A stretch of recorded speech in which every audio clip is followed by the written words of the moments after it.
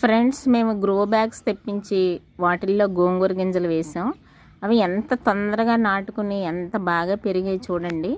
ఈవేళ అయితే బాగా మొక్కలు ముదిరిపోయినట్టు కనిపించాయి, అందుకనే మొత్తం మొక్కలు పళంగా తీసేసాం. ఎంత ఫ్రెష్గా ఉందంటే వీటికి మేము ఏ మందు కానీ ఏమీ మేము జల్లలేదు, చక్కగా ఒరిజినల్ ఆర్గానిక్గా పండించినవి. ఈవేళ అయితే నా బెస్ట్ ఫ్రెండ్కి నేను ఈ ఆకుకూర పంపిస్తున్నాను.